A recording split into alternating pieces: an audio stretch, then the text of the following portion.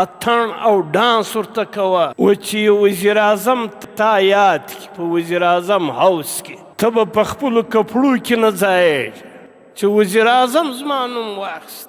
یو گورنر په یو مجلس کې ستا نوم واخلي، ته به څونه خیال کوې، څونه فخر به په دې خبره کوې. الله پاک فرمایي چې تاسې ما یاد کوئ پر فرش باندې، زه ته یادوم پر عرش باندې. د حضرت علی رضی الله تعالی عنه یو قول دی، دی فرمایي البعرة تدل على البعير وأثار الأقدام على المسير فالسماوات العلى والأرض السبعة كيف لا تدل على سميع البصير. ګوره چې سړی په سارا کې رواني د اوښ پچ وویني، دا د اوښ پچ دلالت پر دې باندې نه کوي چې دلته اوښ تېر سوی دی. چې سړی پر لار باندې رواني قدمونه وویني پل، دا دلالت پر دې خبره باندې نه کوي چې دلته یو تېرېدونکی سړی تېر سوی دی. نو دا اووم ځکې و اسمانونه، دا سمندرونه او دا غرونه، دا څنګه دلالت نه کوي پر الله تعالی باندې؟ لکه په لار کې چې د اوښ پچې دلالت پر دې باندې کوي چې دلته اوښ تېر سوی دی، د انسان قدمونه دلالت پر دې باندې کوي چې دلته یو سړی تېر سوی دی. نو دا اووم ځکې و اسمانونه، دا غرونه، دا سمندرونه، دا پر دې باندې دلالت نه کوي چې د دې یو خالق او یو مالک شته، او د ډېر غټ قدرت او د ډېر غټ علم مالک دی. صحابه کرامو ته دغه معرفت حاصل، ځکه صحابه کرام په دا ګرمۍ کې بې روزې وي، جهاد به کوي، او د شپې به و الله پاک ته عبادت او ژړا کوله.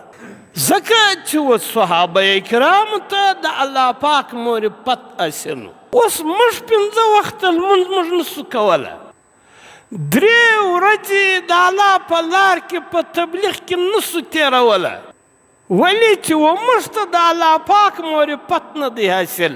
دا خې عباداتو د صحابه کرام، د هغو تقوا څنګه وه؟ حضرت حذیفه رضی الله تعالی عنه په روم کې قید سو.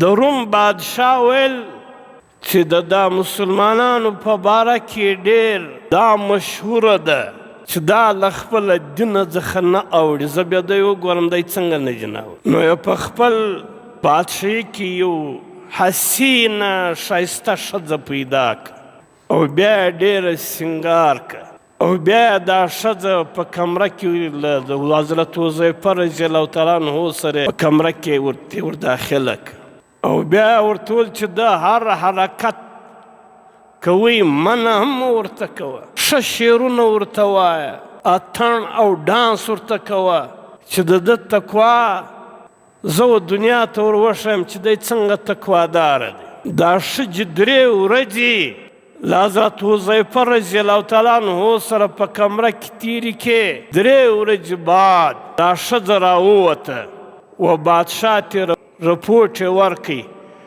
انک بعثتني الى الحجر، تا خو زه یو دی چاته وراستولی یم، هغه دی و لکه ډبره، لا یسمع ولا یبصر، نه زما غزلې اورېدلې او نه زما چهره ته کتل.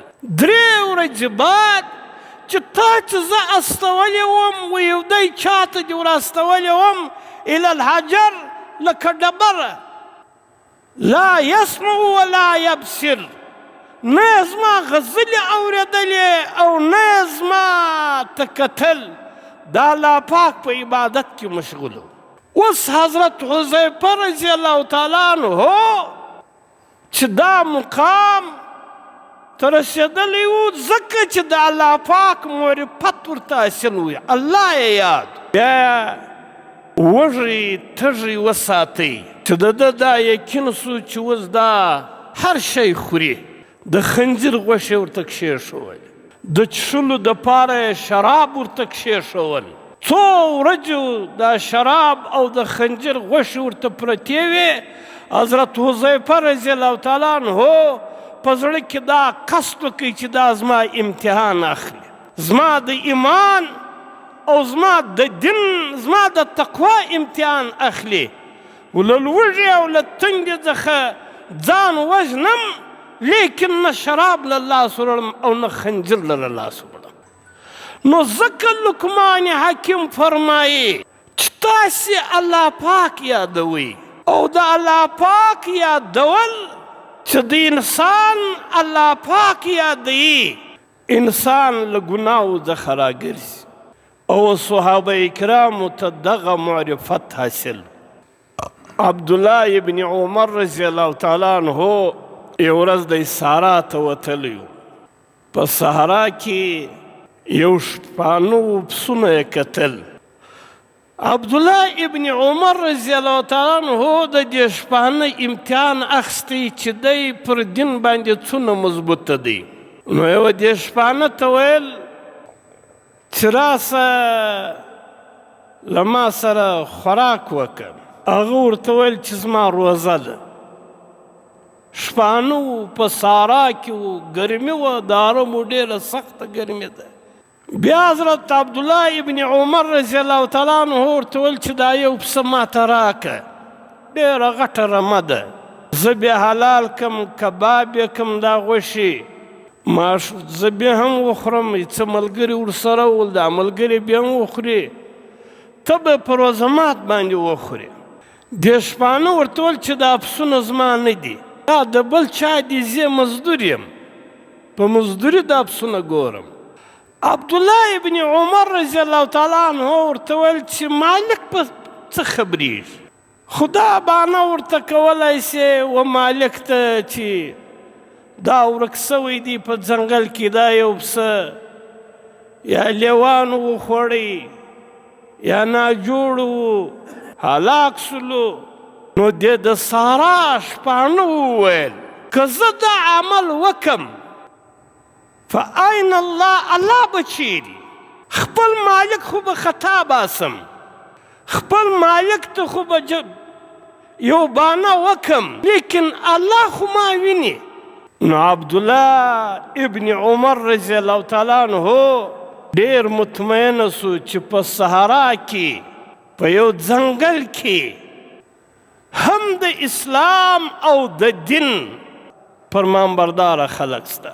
نو لقمان حکیم فرمایي چې ما د 4000 انبیاو صحبت کې وخت تېر کړی دی، او د 4000 د انبیاو ارشادات ما اورېدلی دي، او د هغو څخه ما 8 خبرې نچوړ رایستلی دي. او په هغه 8 خبرو کې یوه خبره دا چې تاسې الله یادوئ.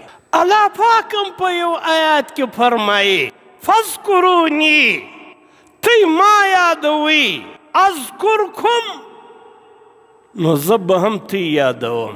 و چې یو وزیر اعظم تا یاد کړي په وزیر اعظم هاوس کې، ته به په خپلو کپړو کې نه ځایېږې چې وزیر اعظم زما نوم واخیست، چې یو وزیر اعلی تا یاد کړي ستا نوم واخلي، یو ګورنر په یو مجلس کې ستا نوم واخلي، ته به څونه خیال کوې، څونه فخر به په دې خبره کوې. الله پاک فرمایي فاذکروني، تی ما یاد کړئ، اذکرکم، زه به تی یادوم. الله پاک فرمایي چې تاسې ما یاد کړئ پر فرش باندې، زه تی یادوم پر عرش باندې.